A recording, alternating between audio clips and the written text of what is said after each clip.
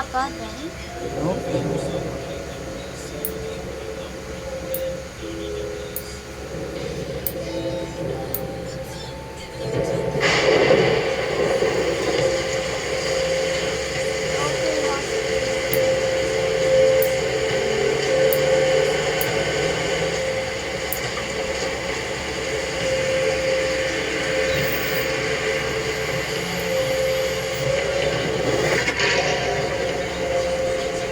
Apa yan?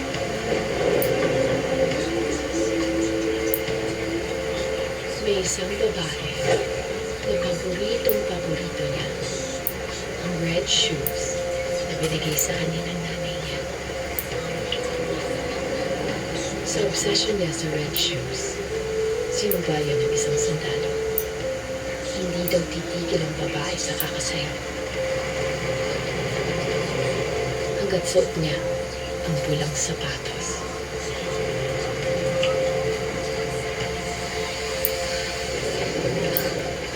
Okay ka na?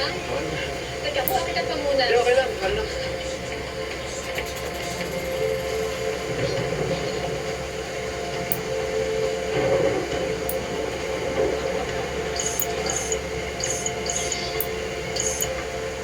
Kaya kahit anong gawin ng babae, hindi niya matanggal-tanggal ang sapatos. Kaya hindi siya tumitigil sa pagsasayaw. It got to the point where an executioner had to cut off her feet para lang mapatigil siya.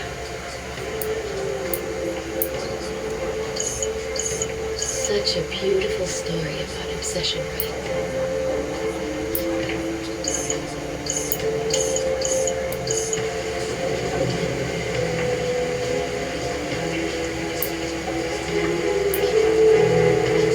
Ba?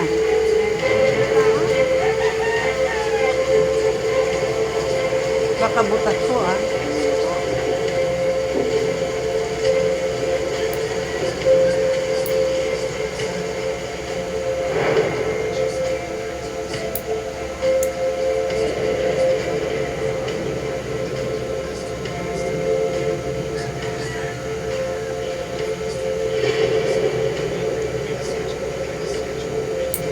I found my red shoe.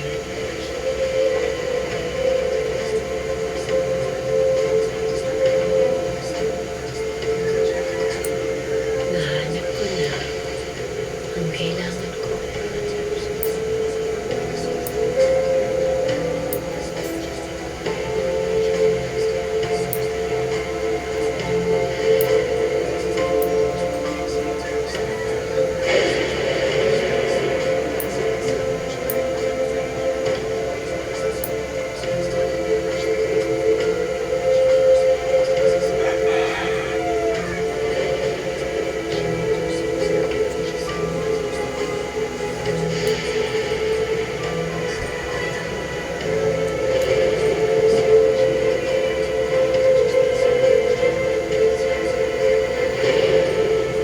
Ano ginagawa mo dito? Destiny brings us together. Aalis ka na naman gaya ng ginawa mo dati.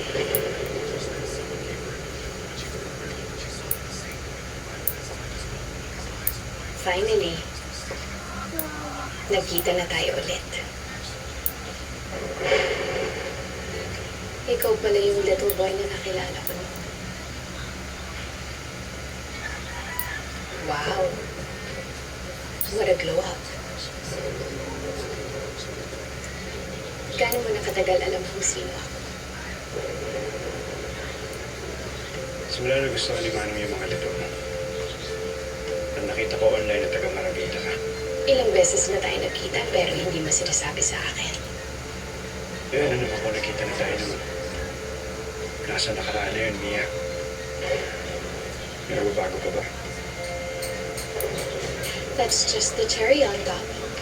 I wanted you before I knew it, and now I want you more.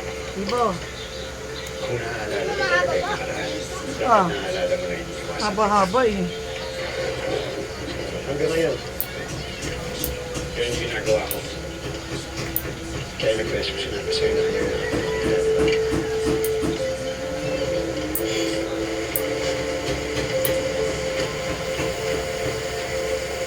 My pretty boy and his friend. Di mo pa rin pa naiintindihan yung sinabi ko? Well, I don't agree. Iyan, namukhaan mo na ako. Nakilala mo na ako. Ano ba gusto mo? I told you. I want you. Gusto kita. Ikaw. Ako. Hindi ako nakikipagbiwag sa iyo. Ano mo magdibigyan mo tayo? We have a lot of catching up. Ayoko.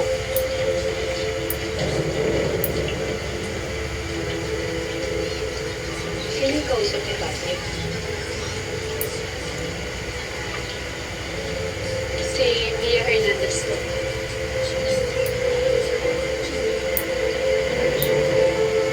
Mia!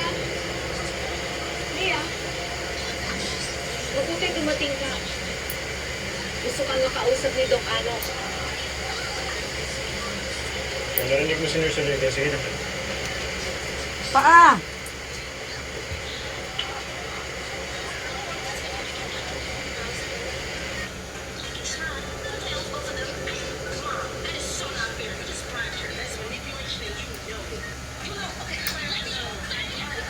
Mabuti nagpunta ka dito.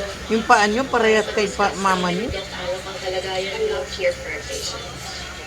These kids all wear shackles on their hands. They can't even take them off while reading, writing, or eating because they're actually zombies. Pero Miss Once they get Hernandez, to the scent of human flesh, they turn kailangan terrified. malaman mo na hindi nakakatulong ang venture mo sa kalagayan ng tatay mo.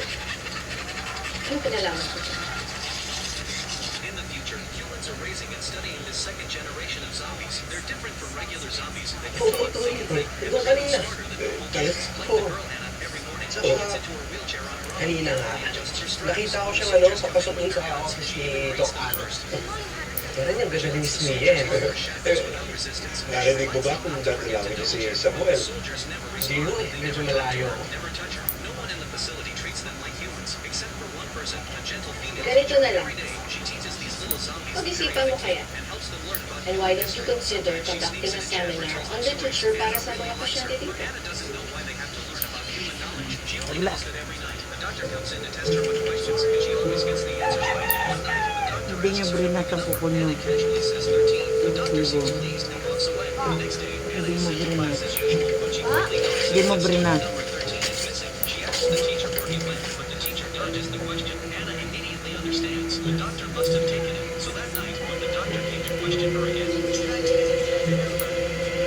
the doctor Anong sabi traces niya, who he has Lydia? for as Hannah's own room number. That's when he realizes Hannah has Disappointed figured siya, it pero out. And sure hindi enough, naman the next day, baby. the person who came for Hannah was an officer. He doesn't take her Ewan to ko ba sa class. kanya? Instead, he pushes her wheelchair toward Umasa the pa. outside. Hannah, who's Napapayag si Mia na magturo life, dito. sees the outside world for the first Of time. course. Beyond the Ang fence is a taliw. dense crowd of zombies with just a few soldiers firing at them. Hannah is taken Bakit into her nandito room. siya? It turns out her exceptional ability to learn and observe proves she's the most advanced of them all. If they use her to develop a zombie vaccine, they might actually succeed. They inject her with a sedative and lift her onto an operating table. Just as they're about to begin the surgery, an alarm suddenly goes off.